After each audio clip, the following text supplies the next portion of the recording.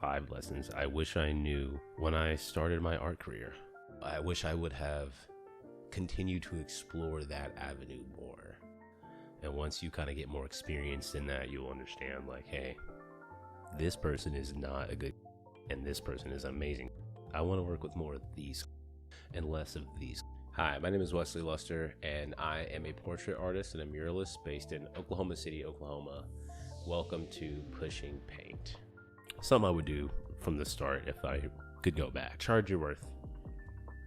I would say number one as an artist is to charge your worth, because yeah, you may have just got it started, and hey, maybe you haven't. Maybe you've been doing this for like 5 or 6 years and you still just don't have the confidence to ask for the money that you're worth. It's more than just looking at it like, hey, I'm worth this. It's more of looking at it like, this takes time, energy, money, materials, and skill.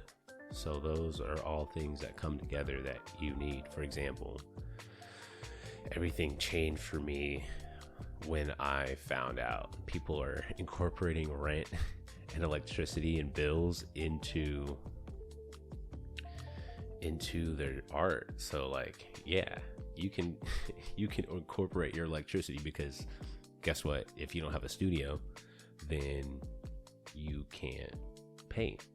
That should be incorporated in the cost. If you can't have the lights on in that same studio, then that should be included in the cost, because you can't paint without lights, can you? Basically, like, yes, your office space, your studio, your rent, your electricity, your water, your internet, which you use to do references or find things, tutorials, techniques, learn, coordinate, and use your business, especially if you do a lot of your business through social media like a lot of artists do, then that should all be included. Another one I would say is to feed your inner artist. Feed your inner artist with experiences.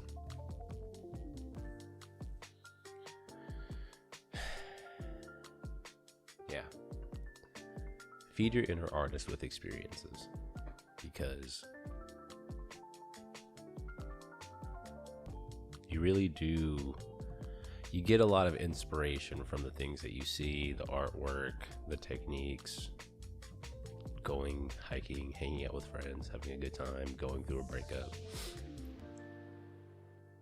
having hard times, going through trauma, like all this stuff.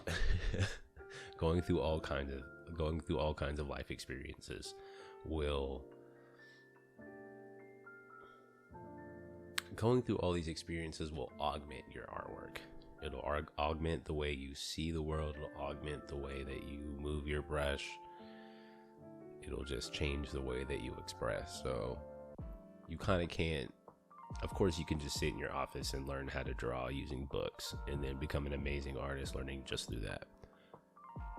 But what's going to give your art life and breath and energy is all the side experiences that you have, that you bring to your art, and people feel that when it comes out, whenever you put that down on paper. So something to think about. Another one I would say is network more, or like, all the contacts that you meet while you're beginning your art journey. Maybe you sell to a friend, or somebody commissions you from your church, or who knows where you're at, your job, whatever. Keep those contacts in a list as you go through life, because you never know when you're going to look back and need those contacts, or they become relevant again. And so if you don't hold on to those things, it's most likely, who knows, you're going to miss out on something. You're going to miss out on an opportunity or a way to reach back out and reconnect and build on something, because you already know this person, you already have that trust. It's a warm contact. So something super simple. Just save the phone numbers and emails and names of the people that you sell artwork to. Any other information you can think to put on that? Do that. One lesson I wish I knew when I started my art career was to explore more, like make more mistakes. So, I think I can think of maybe 1 or 2 paintings that I did where it was like off the cuff and something unique that you wouldn't imagine somebody do.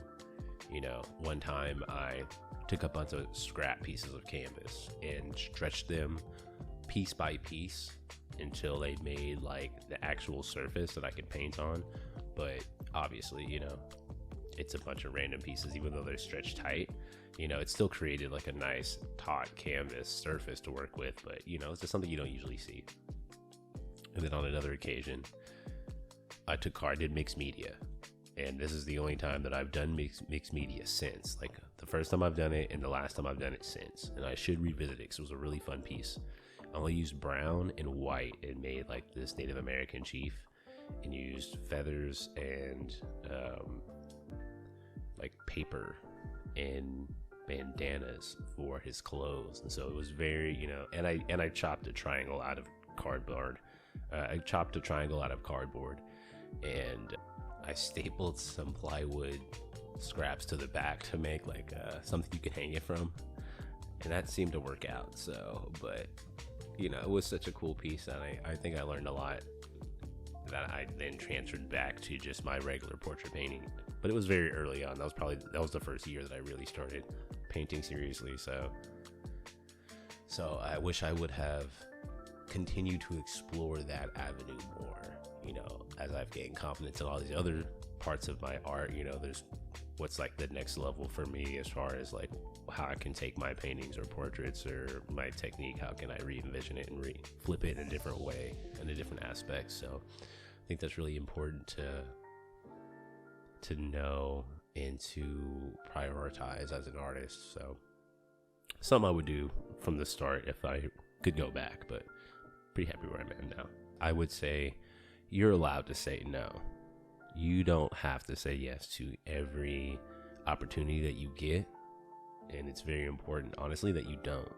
Because sometimes, maybe when you get started, it's great if you just do that. And so you get a feel, so you can just get your feet wet, start to understand like the different types of clients that are out there, how you do your work, how other people might expect you to work. And then you start to understand like how you present yourself through the interaction with a potential client, through to them becoming a client, and then you actually doing work for them. Once you kind of get an idea for that process, you start to understand who fits into that process and who is not, who is gonna work with you and understand your process enough to just let you do it. Also be prompt with payment, and you start to understand who is in the personalities who are not going to do that. The signs, you'll start to pick those up as time goes on. So after a while, you'll just say no to those people. You just won't take them on as clients. Or you have a client that wants 20,000 revisions. So, then you add a clause into your contract that says, hey, you get 1 or 2 revisions. Or, if you're that type of artist, you just say, first run, love it or don't, this is what you get. And even to the point of having a contract versus just having a verbal thing. When you have a contract, it's real, it's on paper, it's signed, and nobody can really go back on that. But you have a little bit more of ground to stand on if you want to have some consequences, but that's neither here nor there as well. It's just you're allowed to say no. And once you kind of get more experienced in that, you'll understand like, hey, this person is not a good client to work with, and this person is an amazing client to work with. I want to work with more of these clients and less of these clients. And but you don't have to be forced into any situation. You don't have to be forced in any offering or any quote unquote opportunity just because somebody wants to have you paint a 30 by 40 foot wall for promotion only.